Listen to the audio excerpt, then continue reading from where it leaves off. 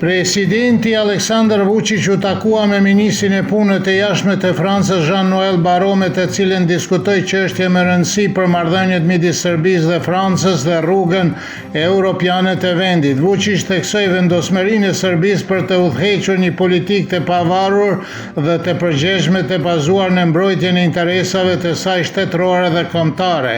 Pas takimit u nënshua deklarata përbashkët mbi projektin e metros në Beograd. Ministri i punës të jashtme Marko Đurić u takua gjithashtu me Baron, i cili theksoi se Serbia dhe Franca janë të lidhura nga një partneritet strategjik për 15 vjet dhe marrëdhëniet midis dy vendeve karakterizohen me përparim të vazhdueshëm. Ministri francez tha se vendi i Serbisë është në Bashkimin Evropian dhe se Franca mbështet aspiratat e Serbisë për të bërë pjesë e Unionit.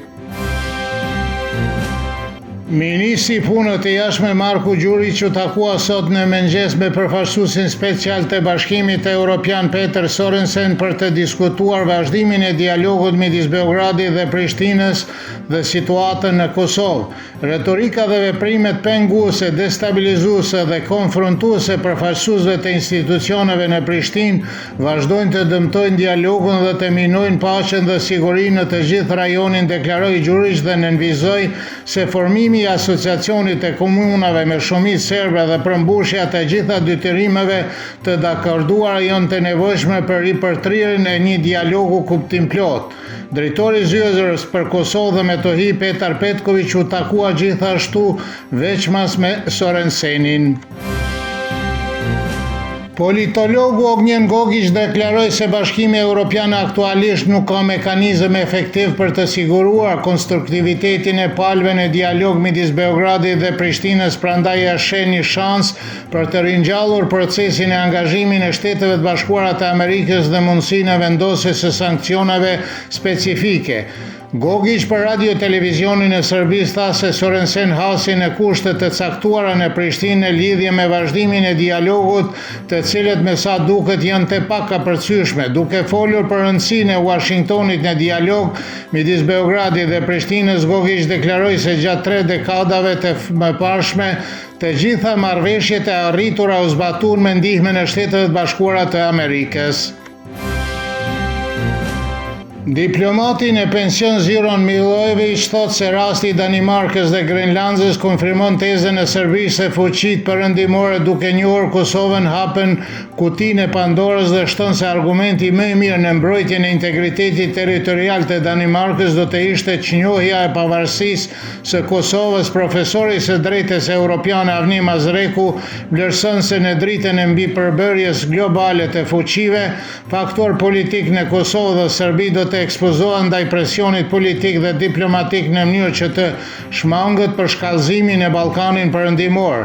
Ish ambasadori Zoran Jeremić beson se Europa nuk ka rolin e një fuqie të madhe dhe se në periudhën e ardhshme nuk mund të pritet asnjë rol i rëndësishëm asnjë më aktiv i Bashkimit Evropian në vazhdimin e dialogut midis Beogradit dhe Prishtinës. Këtë mëngjes familjarë dhe miqtë i bën homazhe Oliver Ivanovićit, udhëheqësit të iniciativës qytetare për liri, demokraci dhe drejtësi përpara ish objektit të Partisë në veri të Mitrovicës. Midis të pranishëm ishin anëtarët e partisë dhe disa përfaqësues të partive opozitare serbe.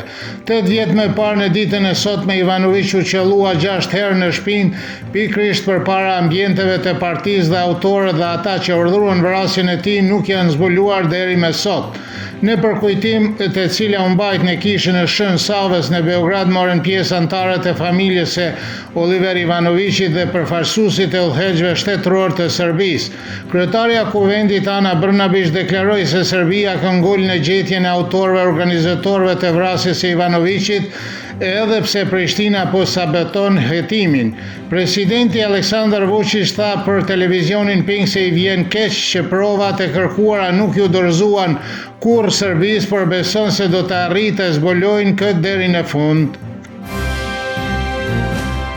Gjykimi në rastin Banjska, cili po zhvillohet kundër Dušan Maksimovićit, Vladimir Tollićit dhe Blagoje Spasojevićit, vazhdoi në Prishtinë për shkak të ndryshimit në panelin gjyqësor. Gjykata i kërkoi përsëri të akuzuarve të pranojnë falsigje që Tollić dhe Spasojević nuk e donin, ndërsa Maksimović theksoi se ai nuk është fajtor për krimet për të cilat akuzohet.